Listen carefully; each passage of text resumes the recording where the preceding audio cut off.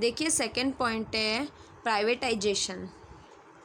तो जिसमें जो निजीकरण है हमारे यहाँ पे, उन उद्योगों में क्या मालिकी जो निजी को सौंप दी जाती थी, जो दो मार्ग होते थे जिसमें कि, तो जो निजी सेक्टर है उसको दे दी जाती थी जो प्राइवेट सेक्टर को। तो firstly which is a reserve to the public sector open from a private sector. तो हमारे यहाँ पे एक तो पब्लिक सेक्टर, एक प्राइवेट सेक्टर।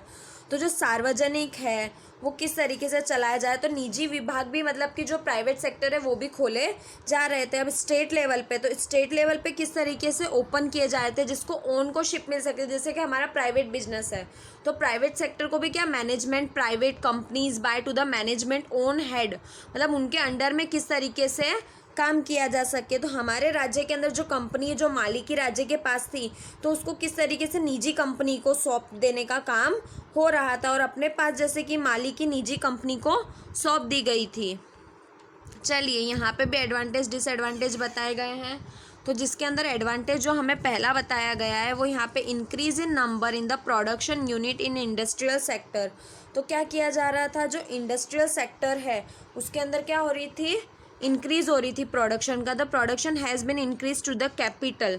तो कैपिटल, तो वहाँ पे जितनी भी जो पूंजीकरण हो रही थी वो वस्तु में क्या हो रहा था, इंक्रीज किया जा रहा था। Working capacity to private sector तो improve due to the privatisations of public sector enterprise.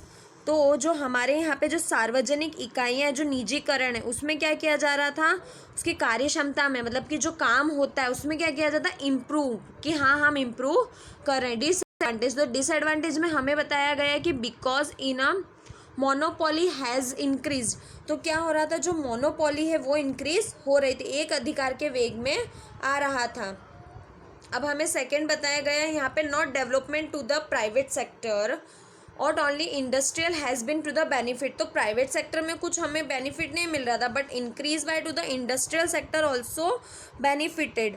तो इंडस्ट्रियल सेक्टर को इंक्रीज किया जा रहा था। चलिए अब हम यहाँ पे देखते हैं एक और, जिसमें प्राइस इन जो control privatisation, the problem is pricing in rising. तो क्या हो रहा था, जो प्राइसिंग थी वो क्या हो रही थी, धीरे धीरे कम होती जा रही थी। तो जिसके अंदर नियंत्रण नहीं कर सके थे और काफ़ी सारी क्या हो रही थी, जो प्रॉब्लम्स है वो हमें फेस करनी पड़ रही थी। ग्लोबलाइजेशन, ग्लोबलाइजेशन का मतलब क्या होता है, जो वैश्वीकरण, ठीक है, जो विश्व के साथ सारी चीज़ों को जोड़कर हम काम करते हैं, जैसे कि गुड्स हो गया, servicing, technological, labour is easily available in this world. तो ये सारी चीज़ें की जा रही थी। The following by to the improvements कौन कौन से किए गए थे, तो to national by to has been removed. तो दो देशों के बीच में जो अवरोध दूर किए गए थे, मतलब कि जो दो देशों के बीच में क्या हो रहा था, जो मतभेद चल रहा था, दो देशों के बीच झगड़े चल रहे थे, उनको दूर किया गया था। सेकेंड पॉइंट हमें यहाँ पे बताया गया, जो पूंजी हेर फेर आसानी से हो सके, मतलब क्या हो सकता है कि एक्सचेंज किया जा सके, जो कैपिटल है हमारे यहाँ का, तो वो क्या हो सके, दो देशों के बीच में या दो कंट्रीज़ के बीच में हम एक्सचेंज कर सके।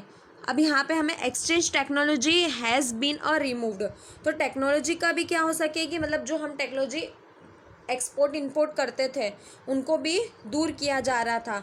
उसके बाद में क्या, एक्सपोर्ट इंपोर्ट कि हम लोग फ्रीली कर सके, freely labours by to the national of to the world, तो फ्रीली हम काम कर सके। इफेक्ट बताया गया है हमें यहाँ पे, तो effect mix effect globalisation has been there on a India economy का many advantage disadvantage which are as follows. चलिए तो यहाँ पे हमें एडवांटेज और डिसएडवांटेज बताए हैं।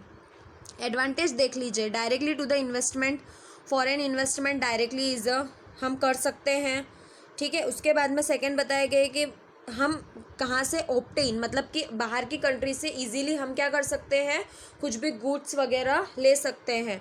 डेवलपिंग कंट्रीज़ लाइक कैन मतलब क्या बोल सकते हैं, हमारी industrial level due to the globalisations, तो विकासशील अंतर्राष्ट्रीय स्पर्धा में टिके रह सके, तो किस तरीके से हो सकता है। तो ये हमारे एडवांटेज। और डिसएडवांटेज क्या होता है, जो अनएम्प्लॉयमेंट हो रहा है हमारे यहाँ पे, प्रॉब्लम्स ऑफ पॉवर्टी, तो अनएम्प्लॉयमेंट, जो सफलता नहीं मिल पा रही, जैसे कि बेरोजगारी, गरीबी, इन सब चीज़ों से क्या हम लोग ऊपर नहीं उठ पा रहे हैं। उसके बाद में जो हमें प्रॉफिट होना चाहिए था वो हमें प्रॉफिट बिल्कुल भी नहीं हो रहा है, चाहे वो इम्पोर्ट हो एक्सपोर्ट हो, ठीक है। अब industrial mole benefit small scale to the industrial has been obtaining less benefit. तो वैश्वीकरण लाभ उद्योग में अधिक मिल रहा है, बट छोटे उद्योगों में, मतलब जो छोटे बिजनेस है उसमें हमें कम मिल रहा है। वर्ल्ड ट्रेड ऑर्गेनाइजेशन यानी व्यापार, विश्व का जो व्यापार है, संगठन है, उसे हम बोलते हैं। अब देखिए 1 जनवरी 1995 को ये किया गया था स्विट्जरलैंड में, इसकी संस्था ओपन की गई थी। चलिए, हमें यहाँ पर कुछ ऑब्जेक्ट बताया, कुछ फंक्शन बताया, तो